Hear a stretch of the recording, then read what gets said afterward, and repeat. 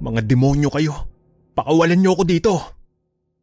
Diyos ko, totoo po ba ito? Sana panaginip lang lahat ng ito. Papaanong may nabubuhay pang ganito sa modernong panahon? Imposible. Ligtas ka na, Rico. Tayo na umuwi. Labis nang nag-aalala sa iyo ang iyong kapatid.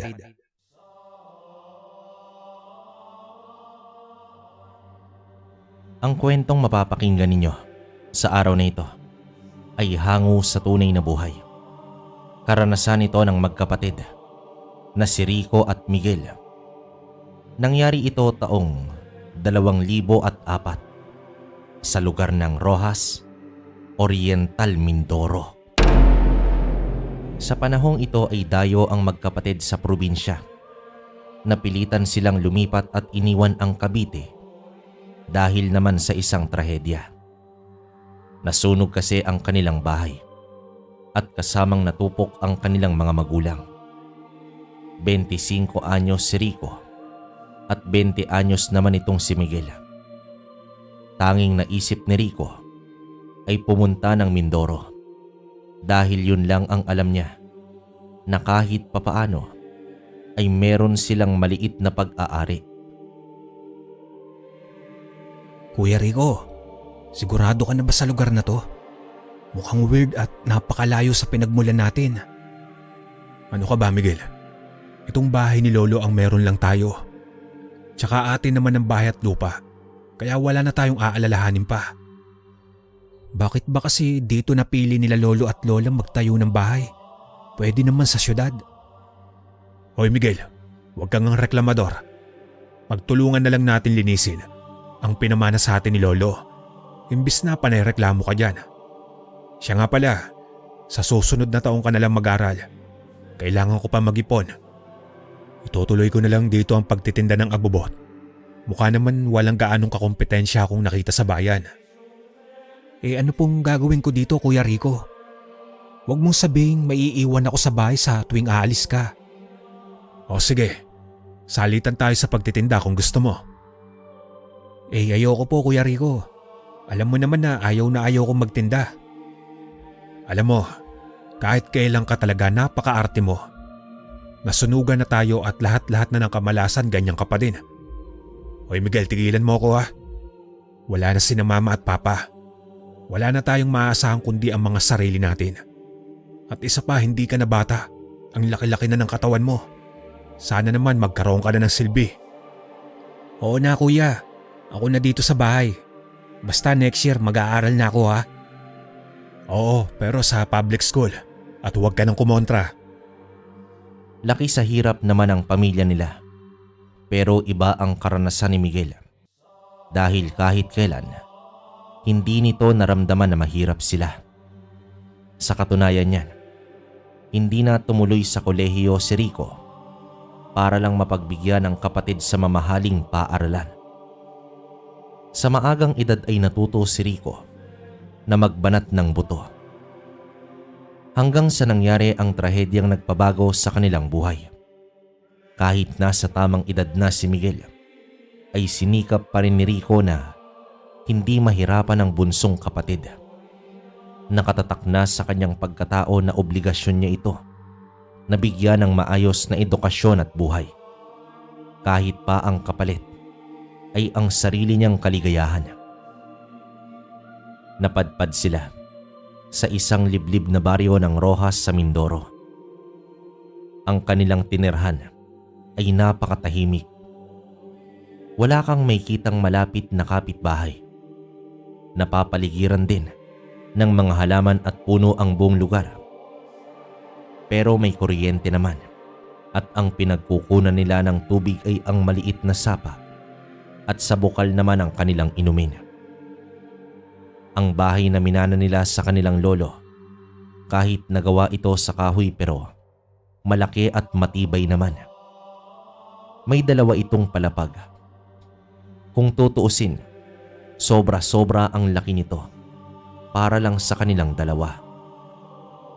Si Miguel ay pinili ang silid na nasa itaas na bahagi habang itong si Rico naman ay nasa ibaba. Isipin nyo na lang kabaryo, ang mga luma at haunted house na napapanood natin. Ganyan na ganyan ang itsura ng bahay nila. Pero dahil sa laki sa syudad ang magkapatid, wala sa kanilang isipan ang mga bagay na kakaiba. Hindi na rin nila binigyang pansin pa ang bahay na yon kahit aminado sila na nakakatakot nga talaga kung tutuusin. Ang mahalaga ay sisimulan nila ang bagong buhay na kanilang tatahakin. Bandang 3:00 ng hapon, nainis si Miguel dahil naubusan na ng baterya ang kanyang radyo. Nasa kalagitnaan pa naman siya ng pakikinig ng drama. Kaya naman kinuha niya ang baterya upang ibilad sa araw. Dahil 3:00 na, naghanap ng lugar si Miguel na natatamaan pa ng araw. Napunta siya sa likod bahay at doon niya ipinatong sa mahabang upuang kahoy ang 2 baterya. Aalis na sana siya nang masipat niya ang isang lalaki na nakatalikod at nakaharap ito sa malaking puno ng akasya. May kalayuan din yon pero tiyak siya na lalaki ang nakita niya dahil sa hubog ng katawan. Pero may buhok ito na lagpas bewang ang haba. Kakaiba din ang kasuotan nito dahil parang damit ng mga ermitanyo at kulay kayumanggi. Nakatingin lang si Miguel hanggang sa lumakad ang lalaki at laking gulat na lamang niya dahil nang hindi niya na ito nakitang lumagpas pa ng puno. Para bang pumasok ito mismo sa katawan ng puno. Naidilat pa niya ang mga mata sa gulat pero alam niya na sigurado siya sa kanyang nakita. Dahil sa takot ay pumanhik na lamang siya ng bahay. Umakyat siya sa itaas at tiningnan mula sa bintana ang puno ng akasya. Ito ang unang beses na nakasaksi ng ganoon itong si Miguel. Pumatak na ang 5:00 ng hapon. Habang nagsasaing siya sa may kusina, ay panay siya sa sulyap sa puno. Hanggang sa dumating na ang kanyang kapatid. Iniabot nito ang dalang isda upang ipaprito. At sa oras ng kanilang hapunan, ay dito na ibinahagi ni Miguel ang kanyang nakita. Oy Miguel, tigilan mo ako. Alam ko na yan. Kaya mo sinasabi yan dahil ayaw mo sa lugar at para umalis tayo dito. At sa tingin mo ba ay bibilhin ko yung kalokohan mo? Kung gagawa ka na lang ng dahilan, yan pa talaga. Pero totoo po ang sinasabi ko, kuya. Sa itsura ba naman ng lugar na to, hindi naman yata imposible ang mga ganyang bagay. O ano yon? Laman lupa, duwende, engkanto. Mas mabuti pa sumama ka na sa akin bukas sa bayan. Baka sa susunod niyan ay taga-ibang planeta na ang makikita mo na lumalapag dyan sa talahiban. Wala na ngang nagawa itong si Miguel, kundi ang tumahimik. Kilala niya ang kapatid at hindi ito naniniwala sa multo o sa mga bagay na katulad nito. Para kay Rico, ang paghahanap buhay ng marangal at hindi man lamang sa kapwa ang pinakamahalaga. Kinabukasan ay hindi pa rin tuluyang nawala ang takot ni Miguel sa misteryo ng kahapon. Sa muli ay nagpaiwan lang siya sa bahay. Iniwasan na lamang niya ang magpunta sa likod nito. Sa umaga naman ay nagwawali siya sa bakuran at sa pag-alis ng kanyang kapatid ay umalis din siya ng bahay upang maligo sa may sapa. Pagsapit ng hapon ay doon na siya sa balkonahe. Nakatambay habang nakikinig ng drama sa kanyang radyo. Nang masipat naman niya ang matandang babae na naglalakad at huminto ito sa tapat ng kanilang bahay. Ginalugad ng tingin nito ang kabuuan ng kanilang bahay. Na tila ba walang pakialam na may nanonood sa kanya na may-ari. Napakunot ang noo ni Miguel dahil naman sa inasta nito. Magalang naman siyang nagtanong kung may kailangan ba ito. Subalit bahagyang Tumingin lang sa kanya ito at umalis na rin agad. Makalipas ang 3 araw, sa parehong oras ay laging naroon ang matanda. Hindi na nagugustuhan ni Miguel dahil kahit tumataas na ang timbre ng kanyang boses sa matanda, ay hindi pa rin siya pinapansin nito. Pagkauwi naman ng kanyang kapatid, ay dito niya na ito sinabi. Alam mo ba Kuya Rico, na may matanda na laging humihinto dyan sa may tapat at tinitignan ng kabuuan ng bahay natin. 3 araw na niyang ginagawa yan. At kahit ano ang sabihin ko, ay para bang hindi niya ako naririnig. Baka naman bingi yung matanda, Miguel. Hindi kasi tumitingin naman siya sa akin. Wala lang, weird lang talaga. Tsaka yung mukha niya parang hukluba na ewan ko ba? Yan nga ba ang sinasabi ko sa'yo? Hindi ka kasi lumalabas kaya kung ano-ano yung napapansin mo. Wala bang kasamang taga-ibang planeta ang matanda? Kuya Rico naman ewan ko sa'yo. Sinasabi ko lang naman ang mga napapansin ko Tsaka na nga natin pag-usapan yan. Pero tamang-tama sumama ka na lang sa akin bukas. Dahil bibili ako ng supply walang maiiwan sa tindahan. Kuya naman, alam mo naman ayokong magtinda Naku naman Miguel, tinutulungan na nga kita upang mawala na yung mga hinala mo sa mga tao sa paligid. Noong una may lalaki, tapos ngayon matanda. Ano naman kaya sa susunod? Napagtanto nga ni Miguel na baka bunga lang ng kabagutan ang mga nakikita kaya sumama na siya sa kapatid kinabukasan. Umalis din ang kanyang kapatid upang mamili ng supply. Habang mag-isa siya sa maliit na tindahan, ay nakita niya na hindi naman pala ganoon kasama ang bayan. Sadyang liblib lang talaga ang kanilang baryo pero sa bayan, halos wala naman palang pinagkaiba sa pinanggalingan. Tila nagugustuhan na rin ni Miguel ang pagtitinda lalo pat kalimitan sa bumibili ay mga dalaga. Pagsapit ng gabi, habang naghahapunan ay napag-usapan nila ang buong araw sa bayan. Naging masaya ang kwentuhan ng dalawa. Tila nawala na ang kakaibang karanasan ni Miguel sa kanyang isipan. Hanggang sa sandaling naguhugas na siya ng pinggan. Pasingot-singot siya sa hangin dahil sa napakabahong amoy ang bumalot sa paligid. Parang pinaghalong patay na daga at nabubulok na laman ang umaalingasaw. Kukuha sana ng panyo sa kwarto itong si Miguel nang makita niya ang kapatid na lumabas ng kwarto habang nagtatakip ng ilong. Ang oras ng pahinga ay nauwi sa paghahanap kung saan nanggagaling ang masamang amoy. Hanggang sa lumabas na sila ng bahay at may dalang flashlight sa paghahanap ng patay na daga. Nalibot na nila ang buong bahay pero wala talaga silang nakitang patay na daga. Pero ang amoy ay hindi talaga matukoy kung saan nagmumula. Bumalik na lang sila sa loob at doon sa may sala umupo habang itinatapat sa kanila ang bentilador. Sa paraang iyon, kahit papaano ay nababawasan ang mabahong amoy. Halata na sa kanila ang pagkairita hanggang sa may narinig silang napakatalas na isang sigaw. Animoy sigaw na nakakaramdam ng matinding pananakit. Agad naman silang lumabas ng bahay at inilawan ng flashlight ang mga puno sa labas. May isang bahagi na bakas ng paggalaw ang kanilang nakita pero wala namang tao. Ang sigaw na kanilang narinig ay nagmula sa isang babaeng matanda, ngunit sobrang garalgal nito. Nang wala silang makita at nawala na rin ang amoy, ay pumasok na sila sa kani-kanilang kwarto.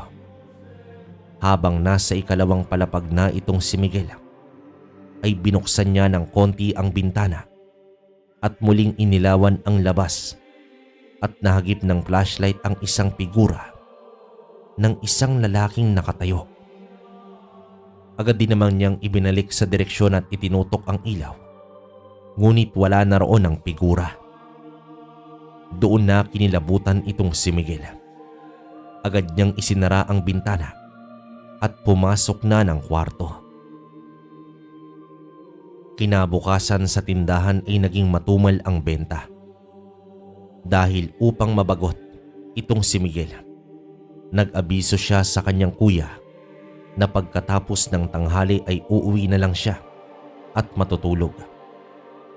Bandang alauna ay nasa baryo na itong si Miguel. Bumili muna siya ng palamig sa tindahan at tahimik niyang iniinom yon habang naririnig niya ang usapan ng mga aling nasa paligid nito. Ayon sa mga ito, nagpakita na naman daw ang binatang anak ng engkanto at ang ibig sabihin daw nito ay isang signos na may mangyaring kababalaghan na naman. Nang umalis na ang mga ali ay kinausap ni Miguel ang tindero na halatang naririnig din ang usapan nila. Mang Temyong, totoo po ba yung pinagchichismisan ng mga chismosa dito kanina? Sa lahat ng pinagchichismisan nilang narinig ko na, yun lang yata ang totoo. Alam mo, Miguel, di ba apo ka ni Victor? Isang dalaga ang unang nakakita sa anak ng engkanto. Matagal na panahon na iyon. Medyo bata-bata pa ako. Noong una ay walang naniniwala sa dalaga. Hanggang sa dumating ang isang salot na sakit sa taga-baryo. Marami ang nasawi dahil para tong lason na unti-unting pumapas lang. Simula noong kapag may nakakapagsabing may nakakakita sa binatang iyon, ay talagang may nangyayaring trahedya. Hindi unos o bagyo, kundi isang pangyayari na hindi maipaliwanag. Hindi maipaliwanag? Tulad naman po ng ano? Tulad na lang ng may natatagpo ang bangkay, nagkakasakit bigla at mga nawawalang tao. Lahat iyon ay iniuugnay sa anak ng engkanto. Kaya dito sa baryo, labis na kinatatakutan ang sinasabing anak daw ng engkanto. Ikaw po ba, Mang Temyong? Naniniwala po ba kayo sa sinasabing anak ng engkanto? Alam mo, Miguel, ang mundo ay puno ng hiwaga. Hindi ko man nakita ang engkantong iyan, pero naniniwala ako dahil hindi lang naman tayo ang naninirahan sa mundong ito. Hindi na rin nagtagal pa si Miguel at nagpaalam na ito sa matanda. Habang naglalakad pa uwi, namutawi naman sa kanyang sarili ang takot. Habang nakikipag-usap kasi siya sa matanda, nasa isip naman niya ang binatang lalaki na nakita niya na nasa paligid lang ng kanilang bahay. At posible din na may iba pang nakakita base na rin sa pinag-uusapan ng mga ali nang matanaw niya na ang kanilang bahay. Sa hindi may paliwanag na dahilan ay bigla siyang kinilabutan nang makita ang kabuuan ng pamamahay. Natigilan siya at nagdesisyon na lamang na bumalik sa bayan. Oh, Miguel, akala ko ba ay matutulog ka? Bakit ka bumalik? Kasi po kuya, may nalaman ako tungkol sa kwento sa ating baryo. May anak na engkanto daw na gumagala at nagdudulot daw iyon ng trahedya. Naalala mo noong naikwento ko sa'yo na may nakita akong binata na biglang nawala sa puno ng akasya. Oh Miguel, ano na naman ba ito? Ngayon engkanto naman. Ewan ko sa'yong bata ka. Hindi kuya, makinig ka muna. Di ba noong nakaraan, may narinig tayong malakas na sigaw. Alam mo ba noong umakyat na ako sa taas, inilawang ko ang labas at nahagip ko ang binata. Pero nawala din kaagad. Di ba babae yung sumigaw? Tapos lalaki ang nakita mo? Ay nako Miguel, mas mabuting bantayan mo muna ang tindahan at iidlip lang ako. Tsaka pwede ba, tigilan mo na yung mga walang kwentang kwento mo. Tinatakot mo lang ang sarili mo eh. Tulad ng dati, wala na namang nagawa itong si Miguel. Sadyang wala sa bokabularyo ng kanyang kapatid ang mga ganitong bagay. Samantala, habang dama ni Miguel ang alingasaw ng init sa paligid, ay naganap naman siya ng pamaypay at nakita niya sa tapat ng tindahan na may nagbebenta ng pamaypay. Kaya naman lumapit siya upang bumili. Pabalik na siya sa kanilang pwesto nang makita niya ang babaeng matanda na nakatayo na sa tapat ng kanilang tindahan. Bago pa siya makalapit ng gusto, ay tinawag niya na ang matanda. At nang lumingon ito sa kanya, nakita ni Miguel ang nanlilisik nitong mga mata at sa isang iglap, naaninag niya ang pangalawang imahe ng matanda. Napakalayo nito sa itsura dahil ang nakita niya ay isang halimaw na hindi mo mailalarawan. Napaatras naman siya sa gulat ngunit naging normal din naman agad ang itsura ng matanda. Naglakad na rin papalayo ito at dali-dali naman niyang ginising ang kapatid. Pero bulyaw lang ang inabot niya dahil wala namang nakitang matanda itong si Rico. Dahil sa pagkairita ay iniwan ni Rico itong si Miguel upang magpahinga sa ibang lugar. Pagsapit ng alas 4 ng hapon ay inutusan ni Rico ang kapatid na bumili ng ulam sa palengke. Sa dulo ng pamilihan ay nakita niyang muli ang mga ale. Pasimple siyang lumapit at kunwaring namimili ng gulay. Pero nakikinig siya sa pinag-uusapan ng mga ito. Ayon sa mga nag-uusap, may nakakita daw sa anak ng engkanto sa may kakawyan. Malapit daw sa bahay ni Tandang Pakundo. Nagulat itong si Miguel dahil si Tandang Pakundo ay ang namayapa niyang lolo. Hindi niya na tinuloy ang pakikinig at bumalik na siya agad sa tindahan. Nagtaka naman si Rico kung bakit balisa ang kapatid. Nang tanungin niya ito, ay hindi naman sumagot. Bagkus, nagwika ito na magligpit na sila upang makauwi na. Oras na ng pahinga. Nasa kani-kanilang silid na ang magkapatid. Pero gising na gising pa ang diwa ni Miguel. Hindi naman mawala sa isipan niya ang narinig sa palengke.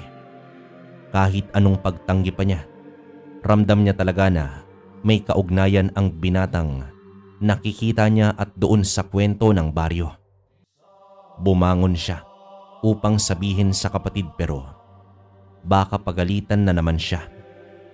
Muli siyang humiga at nagtakip na lang ng unan sa muka hanggang sa marinig niya na may parang dumapong malaking ibon sa may bubungan nila.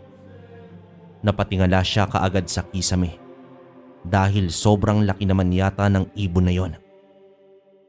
Nung una ay hinayaan lamang niya hanggang sa makarinig na siya ng may hinang yapak sa bubong. Animoy may taong napakaingat na naglalakad sa taas. Dito na siya bumangon at pinakiramdaman ang bubong. Sa muli ay narinig na naman niya ang mga yapak. Dito na siya kinabahan dahil baka sinasalakay na sila ng akyat bahay. Maraha naman siyang lumabas ng silid at bumaba. Kinuha niya ang bara de cabra sa kusina. Tumingin siya sa pinto ng kapatid pero hindi na lang niya ito ginising dahil baka wala namang makita ang kapatid. Kaya mas pinili niya na harapin mag-isa ang magnanakaw. Pagbalik niya sa taas ay marahan siyang humakbang habang nakatitig sa kisame. Wala na ang mga yapak hanggang sa umabot siya sa bintana. Parang may kaluskos siyang narinig kaya idinikit niya ang tenga sa dingding hanggang sa narinig niya ang langit-ngit ng matalas na bagay na gumuhit sa dingding nila. Napaka-imposible nun, kabaryo, dahil walang matutungtungan kung sino mang tao ang naroon sa labas. At dito muling umaalingasaw ang napakabahong amoy sa buong paligid. Nagpatuloy pa ang langit-ngit sa dingding. Kaya naman dahan-dahan niyang binuksan ang bintana At sa kanyang pagsilip sa gilid ng bahay ay nakita niya ang isang nilalang na nakasabit mismo sa dingding. Mahahalin tulad ito sa isang paniki ngunit kasinlaki ito ng tao. Bigla itong lumingon sa kanya at bumuka ang bibig kasabay ang nakakakilabot na angil. Mabilis niyang isinara ang bintana at tumakbong nagsisisigaw pababa. Kinalampag niya ng gusto ang pintuan ni Rico hanggang sa magising na ito. Nauutal at pawisan sa takot itong si Miguel na ibinahagi sa kapatid ang nilalang na nasa itaas ng bahay. Hindi naman nagdalawang isip si Rico dahil na rin sa itsura ng kapatid. Agad siyang lumabas ng bahay at pagtingala niya sa taas ay naroon na sa bubong ang nilalang. Nakadipa ito at handa ng umatake. Dito natigilan si Rico sa nakita niya pati na rin si Miguel hanggang sa pumorma na ngang umatake ang nilalang at bumulusok na ito pababa nang biglang may isa pang nilalang na mabilis bumangga dito mula sa gilid. Nagpagulong-gulong ang dalawa sa lupa at sa unang pagkakataon nasaksihan ng magkapatid ang isang labanan na kahit sa panaginip ay hindi akalaing matutunghayan. Hinila ni Miguel ang kapatid papuntang balkonahe. Dahil sa mga bumbilyang ilaw sa labas ay kitang-kita nila ang pangyayari. Nahawi ang mga halaman sa bakuran at dito nasilayan ni Miguel ang binatang lalaki na nakikipaglaban sa halimaw na yon. Tumagal din ng ilang minuto ang labanan hanggang sa binunot ng lalaki ang lalamunan ng kalaban at tuluyan itong bumagsak sa lupa. Dumakot ng lupa ang lalaki at ibinudbud sa katawan ng halimaw at sa unti-unti ay naging alikabok ito at tuluyang naglaho. Lumingon sa kanila ang nilalang at ngumiti. Nagkatinginan ang magkapatid. Tila ba hindi nila alam kung tatakbo ba o pawang mananatili hanggang sa nagwika ang lalaki ng, Ako si Salang. Sa palagay ko ay alam na ninyo ang kwentong kumakalat sa baryo tungkol sa akin. Oo, totoong anak ako ng engkanto. Pero hindi ako ang dahilan ng mga misteryong nangyayari sa lugar na ito. Ako ang siyang lumilipol sa mga kagaya nitong aswang na umaatake sa inyo. Aswang yun? Talaga ba? Oo, yan ang aswang na kung tawagin ay Tiktik. Ito din ang narito noong nakaraang gabi. Nakatakas lang siya at ngayon bumalik. Salang, bali ikaw talaga yung nailawang ko noon. O ano, Kuya Rico? Di ba sabi ko sa'yo, may nakita akong lalaki? Siya yon, Kuya. Siya nga pala, Salang. Ikaw din ba yung nasa puno ng akasya? Tumango naman ang lalaki at nagpaalam na rin ito. Habang si Rico ay tulala pa rin at hindi makapaniwala sa mga nakita. Samantala, nasa loob na ang magkapatid. Sumilip muna si Miguel sa bintana bago naman ito tuluyang umupo sa tapat ni Rico. Doon na pagtanto ni Rico na totoo pala lahat ng sinasabi ng kanyang kapatid. Hanggang sa nagpasya itong umalis na sa lugar. Ang kanyang pag-iipon sa pag-aaral sana ng kanyang kapatid ay gagamitin na lamang niya ito para sa pagbabalik nila sa Cavite. Malungkot man, pero nagmungkahin lang si Miguel na tutulong sa kapatid. Hindi nagugustuhan ni Rico ang nangyari, kaya mas maigi pang bumalik na lamang sila sa dating lugar upang magsimulang muli kahit pa mahirapan siya kaysa isugal ang kanyang buhay maging ang kapatid niya sa kakaibang nilalang na yon.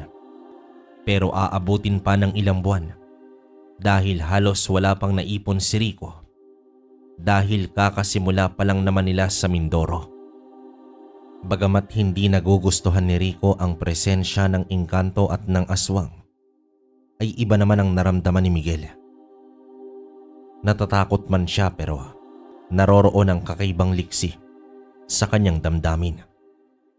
Bukang bibig niya ang paghanga niya sa binatang si Salang dahil sa kakayahan nitong makipaglaban. At doon din niya napagtanto na mali pala ang iniisip ng mga taga-baryo. Hindi pala dapat katakutan ang anak ng engkanto. Gayunpaman, naging interesado siya sa uri ni Salang. Sumimangot naman ang kanyang kapatid at sinabihan siyang huwag magtiwala sa mga nilalang na hindi tao dahil baka may ibang binabalak yon sa kanya. Isang gabi, nagtataka si Rico dahil biglang nawala itong si Miguel. Hinanap niya ito sa buong bahay pero wala talaga. Hanggang sa dumating ito, bigla at ayon sa kanya, nakikipag-usap daw siya kay Salang. Ano ka ba, Miguel? Di ba pinagsabihan na kita na huwag kang makipag-ugnayan sa engkantong sa lalaking yon? Mabait po siya, Kuya Rico. At nangako po siya sa akin na poprotektahan niya tayo. Diyan lang pala siya nakatira sa punong akasya. At isa pa, di ba niligtas naman niya tayo? Wala akong pakialam, Miguel. Hindi siya kauri natin. Delikado ang maging malapit sa katulad niya. Akala ko ba hindi ka naniniwala sa kanila, Kuya? Bakit parang may alam ka sa kanila? Hindi nga ako naniniwala noon. Pero base sa mga naririnig kong kwento, nakakatakot sila. Ayokong mapahamak ka, Miguel. Kahit anong paliwanag pa ni Miguel ay sarado na ang utak ng kanyang kapatid. Kaya tumahimik na lamang siya. Habang nasa silid, ay inalala ni Miguel ang kwento ni Salang. Ayon sa engkantong binata, siya ay kalahating tao. Ang kanyang ina ay isang tunay na tao habang ang kanyang ama ay isang hari. Ang puno ng akasya ay nagsisilbing pintuan patungo sa kanilang mundo. Dahil sa pagmamahal ng kanyang ama sa mga tao ay naatasan siya nito na pangalagaan ang mga ito laban sa lahat ng uri ng masasamang nilalang. Minsan isang araw, nasa bahay lang si Miguel nang magpakita sa kanya itong si Salang. Humingi naman ito ng permiso kung pwede bang pumasok sa loob ng bahay. Halos matawa naman si Miguel dahil napaka-formal ni Salang. Sa sala ng bahay ay pinagmasda ng binata ang mga naglalakihang larawan. At doon ito napatitig sa larawan ng kanyang lola Lucilla. Hindi naman malaman ni Miguel kung anong pagkain o iinumin ang iaalok niya sa bisita. Ngumiti at nagwika naman ito na wag na siyang mag-abala. Mabagal na lumakad itong si Salang at nakasunod lang si Miguel sa kanya. May mga paghaplos pa ang binata sa mga lumang kagamitan sa bahay na para bang dati na itong nakapasok sa loob. Ayon sa binata, natutuwa lang daw siya kapag nakakakita ng mga antigong kagamitan. Maiba ako, Salang. Sa tingin mo, may aswang pa ba sa baryo? Baka may kasama pa yun at balikan kami dito ni Kuya. Oo, Miguel, meron pa. At talagang babalikan kayo ng mga kalahi nila. Pero huwag kayong mag-alala dahil protektado ko ang buong lugar na ito. Yung kwento ng mga tao na signos daw ang trahedya ang pagpapakita mo sa mga tao? Oo, totoo din yun. Ang pagpapakita ko ay pagbibigay babala sa mga tao. Pero hindi ko naman hawak ang kapalaran nila. Narito lamang ako upang magtanggol at labanan ang kasamaan. Ganun ba? Pero Salang, kung kalahating tao ka, sino ang nanay mo? Bahagya namang yumuko itong si Salang at ngumiti ng konti. Pamamaalam ang kanyang tugon sa tanong ni Miguel at lumakad na palabas ng bahay. Nagpasalamat na lang si Miguel bago tuluyang naglaho sa hangin ang binata. Sa paglabas niya sa bahay ay naramdaman niya ang maaliwalas na paligid at napakagandang panahon. Para bang walang nangyaring pag-atake ng aswang kamakailan.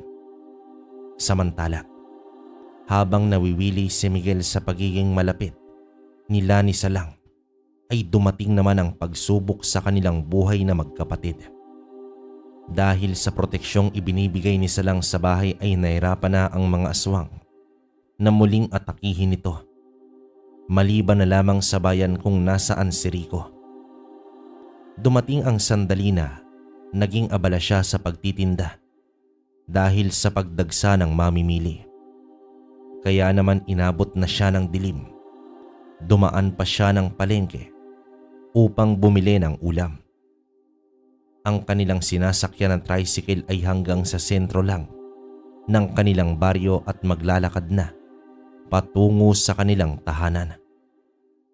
Gamit lang ang maliit na flashlight bilang pailaw, payapa niyang binagtas ang daan hanggang sa nakarating na siya sa tahimik na lugar. Ang bahaging yon ay walang katao-tao o kahit ni isang bahay lang. Sanay naman si Rico sa daan, subalit iba ang gabing yon. Nagtataka siya kung bakit napakatahimik at nakakakilabot na kapayapaan. Ni isang kuliglig ay walang nag-iingay at ang temperatura ay bahagyang umalinsangan hanggang sa nakaamoy siya ng napakabaho. Pamilyar sa kanya ang ganoong amoy kaya binilisan niya na ang mga hakbang hanggang sa may mga kaluskos na sa paligid. Ilang sandali pa ay may biglang tumalon mula sa puno. Isang lalaki na walang pang itaas. Ang balat nito ay kumikintab na tila ba binubudbura ng langis. Nagbigay galang siya dito ngunit may hinang angin lang ang tugon ng nilalang. Tumibok na ng gusto ang dibdib niya dahil alam niya na kung ano ang nilalang na yon. Isang aswang. Pinilit niyang hindi ipalata ang takot at binalak niyang lagpasan ang nilalang hanggang sa biglang hinawakan ang kanyang balikat at inihagis siya sa damuhan. Nabitawan niya ang mga bitbit. Ilang sandali lang ay nasa harapan niya na ang aswang at dinaganan na siya nito. Naisip na ni Rico na iyon na ang kanyang katapusan. Unti-unting nagbago ang nilalang. Pumayat ito at humaba ang mga galamay. Umusli na din ang mga pakpak nito na parang sa paniki. Isang tiktik. Katulad na katulad ito sa umatake sa kanila minsan. Sa isang iglap ay biglang inilipad siya nito ng napakataas dahilan upang mawalan siya ng malay. Gawa na rin sa matinding pagkahilo at sa amoy ng aswang na hindi mailalarawan sa sobrang sama. Samantala, panay tingin na si Miguel sa orasan dahil mag-aalas 7 na ay wala pa ang kanyang kapatid. Naluto na rin ang kanyang sinaing. Pabalik-balik siya sa bakuran pero walang senyales ng kanyang kapatid. Nang pumatak na ang alas 8, ay dito niya na tinawag itong si Salang. Salang, hindi pa umuuwi si Kuya Rico. Baka kung ano na ang nangyari sa kanya. Pakiusap, hanapin natin siya. Huwag kang mag-alala, Miguel. Hahanapin natin siya. Pero hayaan mo na ako ang kikilos. Ikaw lang. Pero tutulong ako, Salang. Hindi pwedeng tutunganga lang ako dito. Magtiwala ka lang sa akin, Miguel. Pakikilusin ko ang mga kaibigan ko sa paligid. Huwag kang mag-alala. Malalaman din natin kung nasaan ang kuya mo. Sa kabilang bahagi, namulat na si Rico. Nakaluhod siya habang nakatali ang dalawang kamay. Nagulat siya sa kanyang nakita. Nakakulong siya sa kulungan na yari sa kawayan. May mga maliliit na bahay na tanging lampara ang mga ilaw. May mga taong naglalakad na animoy mga hayop kung umasta. At dito na napagtanto ni Rico na nasa pugad siya ng aswang. Sinubukan niyang makawala pero napakatibay ng pisi na pinangtali sa kanya. Umaalingasaw din ang amoy na nabubulok na karne sa kapaligiran. Hindi naman makapaniwala si Rico na meron pang nayon ng mga aswang sa panahong yon. Diyos ko, totoo po ba ito? Sana panaginip lang lahat ng ito. Papaanong may nabubuhay pang ganito sa modernong panahon? Imposible. Daman niya na ang pangangalay sa balikat hanggang sa may 3 tao na lumapit sa kanya. Ang nasa gitna ay isang matandang babae. At ayon dito, pagbabayaran daw niya ang pagpaslang ng engkanto sa kanilang kauri. Nagmamakaawa naman si Rico dahil hindi naman siya ang may gawa noon. Pero sadyang wala ng pag-asa na magbago pa ang isip ng aswang. Inilapit pa ng matanda ang kanyang muka sa kulungan at nagwika ito na sa loob ng 3 gabi, siya na daw ang ihahain nila sa lamesa. Umalis ang matanda sabay halakhak. Dito na tumulo ang luha ni Rico dahil sa labis na takot at pag-aalala sa kapatid niya. Makalipas ang ilang oras, may mga binatilyong aswang ang lumapit sa kanya. Umaaligid ito sa kulungan habang nginangat-ngat ang karning hawak nito. Hindi naman matukoy ni Rico kung karne ba yon ng hayop o ng tao. Nakakakilabot ang itsura ng mga ito. Duguan ang mga bibig at takam na takam sa kinakaing karne. Hanggang sa lumapag sa kanyang harapan ang braso ng tao na halos buto na lang ang natira. Napasigaw naman siya sa gulat habang nagtatawa na naman ang mga kabataan. Mga demonyo kayo! Pakawalan niyo ako dito! Kahit ano pa ang lumalabas sa bibig niya, ay tila hindi siya naririnig ng mga ito. Maya-maya pa ay nakarinig siya ng sigaw at iyak ng isang babae. At nakita niya ang isang dalaga na pilit kinaladkad ng 2 lalaki at pinaiga sa papag. Hinawakan ng isa ang mga kamay ng biktima habang ang isa ay sa mga paa nito at may lumapit na isang lalaki na may dalang itak. Walang sabi-sabi ay tinaga nito ang babae sa sikmura. Nagtalsikan ang mga dugo. Buhay pa ang babae pero dahang-dahang hinihila ng lalaki ang bituka nito. Panay bulwak na lang ng dugo ang babae. Animoy kumatay lang ng hayop ang lalaking yon. Nakikita na ni Rico ang kahahantungan niya sa pagsapit ng 3 gabi.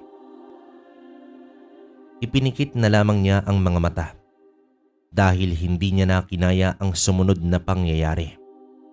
Naghalo na ang kanyang pawis, luwa at laway sa labis na kawalan ng pag-asa. Tanging pagsambit na lamang sa Panginoon ang kanyang nagagawa. At kahit sa ganoong sitwasyon, ay dinasal niya na sana hindi mahuli si Miguel ng mga aswang. Samantala, nakaidlip si Rico sa tindi ng pagod.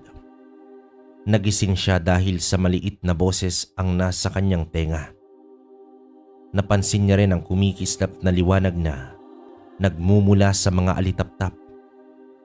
Nakapagtataka dahil parang nag-uusap ang mga kulisap na umiikot sa kanyang ulo. Ilang segundo lang ay mabilis na lumipad ang mga ito papalayo hanggang sa naglaho na sa dilim. Sa bahay naman nila, nanlumo si Miguel nang matuklasan na ang kapatid ay bihag pala ng aswang.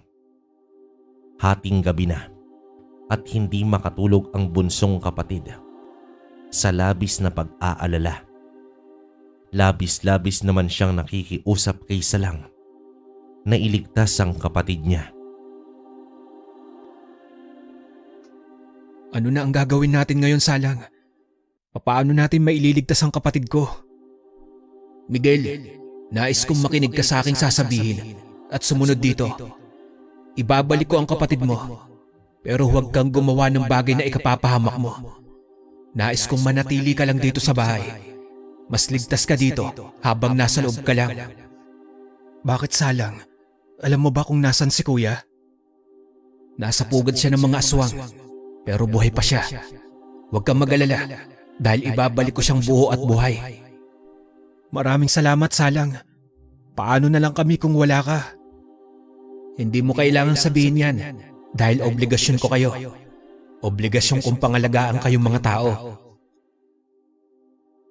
Pumatak na ang alauna ng madaling araw nang umusad itong si Salang. Gustuhin man niyang sumama dito ay hindi pwede. Samantala, buhay na ang maliit na nayo ng mga aswang.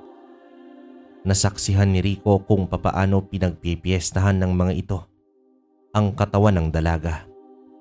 Dilat ang mga mata habang nakatitig sa direksyon ni Rico habang nilalantakan ng mga aswang ang katawan ng babaeng biktima. Iyon na ang pinaka nakakatakot at nakakapanlambot na eksena na nasilayan sa buong buhay niya. Napayuko na lamang si Rico dahil sa kawalan ng pag-asa. Hanggang sa biglang naghiyawan ang mga aswang at ang iba ay tumilapo na lang kung saan, para bang may bombang ibinagsak sa kanilang gitna. Pati ang gutay-gutay na katawan ng dalaga ay tumalsik din at ang kapirasong braso nito ay natapon pa sa mismong harapan ni Rico. Isang kakaibang ihip ng hangin ang bumulaga sa aswang. Nag-aangilan na ang mga ito. Kapansin-pansin din na ang mga batang aswang ay hindi agad nakapagpalit ng anyo at sila ang unang napuruhan sa atake ng hindi nakikitang nilalang. Nagtakbuhan, may nagpalit na ng anyo at nagsiliparan na rin papalayo. Sa kabilang bahagi ay para bang kumilos ang mga puno. Humiwalay ang mga anino nito at naging harang sa mga patatakas na mga aswang. Ang mga matatandang aswang ay nagkumpulan sa gitna at pinakikiramdaman kung sino ang misteryosong nilalang. Ilang saglit pa ay may nabuong imahe mula sa hangin at lumitaw itong si Salang. Bagamat hindi niya gusto, pero napangiti at abot langit ang pasasalamat ni Rico sa pagdating ng binatang engkanto. May hinugot itong si Salang sa kanyang bewang at lumabas ang napakahabang baging at naging latigong panlaban sa mga nilalang. Naging abala na ang lahat sa nagaganap na labanan. Maya-maya pa ay nakita niya ulit ang mga alitaptap. Dumapo ito sa nakataling baging sa kanyang kamay at sa loob lang ng ilang segundo, natunaw ang mga baging na yon. Dahilan upang makawala siya at kasunod nito ay ang pagdapo ng mga umiilaw na insekto sa tarangkahan ng kulungan. Hindi man niya maipaliwanag pero ginawa niya ang pagsunod sa mga alitaptap na tila ba magdadala sa kanya sa ligtas na daan. Sa likod ng mga halaman ay doon nagkubli itong si Rico. Kitang-kita niya ang isa-isang pagbagsak ng aswang. May mga sandali na napapangibabawat nila ang engkanto pero hinihilad din naman sila ng mga gumagalaw na anino. Buong tapang at lakas na nakikipaglaban itong si Salang hanggang sa bumagsak na ang huling tiktik na natira. Muling dumakot ng lupa itong si Salang at inihagis ito sa hangin at ang mga bangkay ng kalaban ay unti-unting naglaho. Naiwan na lamang ang mga kabayan, nawasak at nasusunog.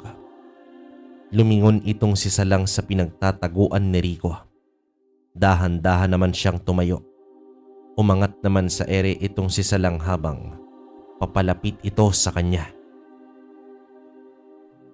Ligtas ka na, Rico. Tayo na't umuwi. Labis nang nag-aalala sa iyo ang iyong kapatid. Salang, maraming salamat.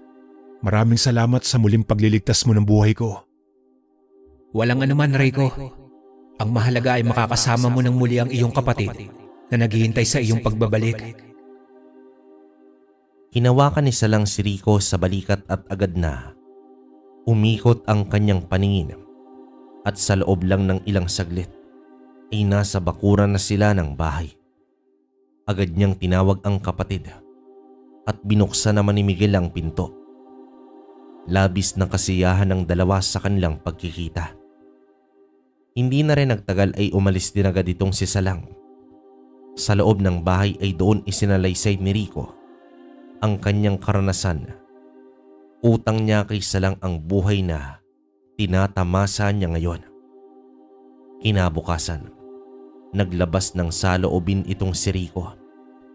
Nais niyang humingi ng paumanhin kay Salang dahil sa pagdududa niya sa tunay na hangarin nito sa kanila. Ngayon ay napagtanto niya na tanging kaligtasan nilang magkapatid ang hangarin ng binatang engkanto. Natuwa naman si Miguel at nangakong ipapaabot niya sa engkanto ang paumanhin. Dahil sa nangyari ay ilang araw munang nagpahinga si Rico. Pansin rin ni Miguel na tahimik lang ang kapatid at malalim ang iniisip. Hinayaan na lamang niya ito dahil sa naranasang sa kamay ng aswang. Isang umaga noon, nagpaalam si Miguel upang bumili ng ulam para sa pananghalian. Habang naglalakad siya, ay hindi naman niya maiwasang mag-alala kay Salang dahil simula noong bumalik ang kanyang kapatid ay hindi na rin nagpakita pa ang engkanto. Nang napadaan siya sa tindahan ni Mang Timyong, ay tinawag siya nito. Miguel, kamusta? Mukhang ngayon lang kitang nakitang dumaan ulit dito. Opo, Mang Temyong.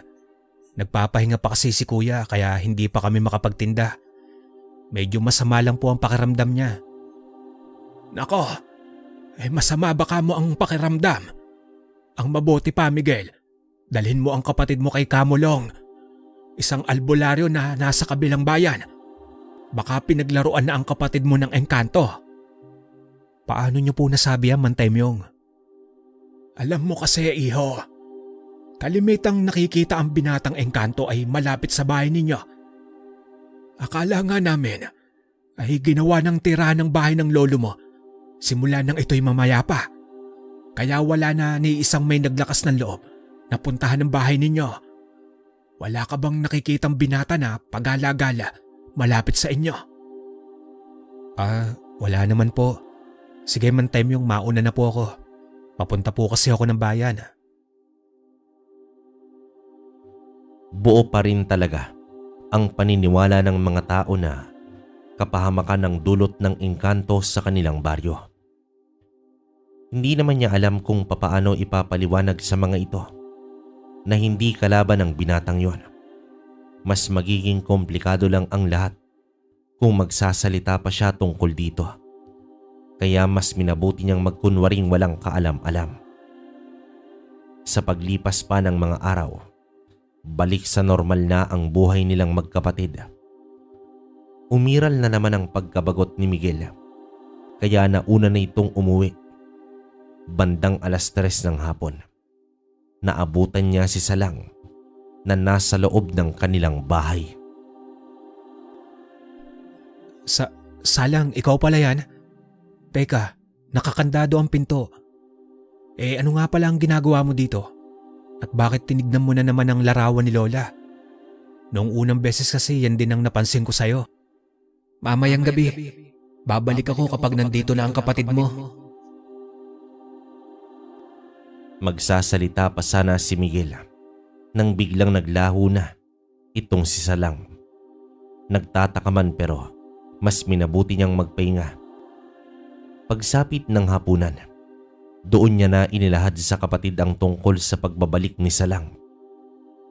Makalipas ang 1 oras, halos mahulog si Miguel sa kanyang kinauupuan nang biglang lumitaw si Salang sa pintuan ng bahay.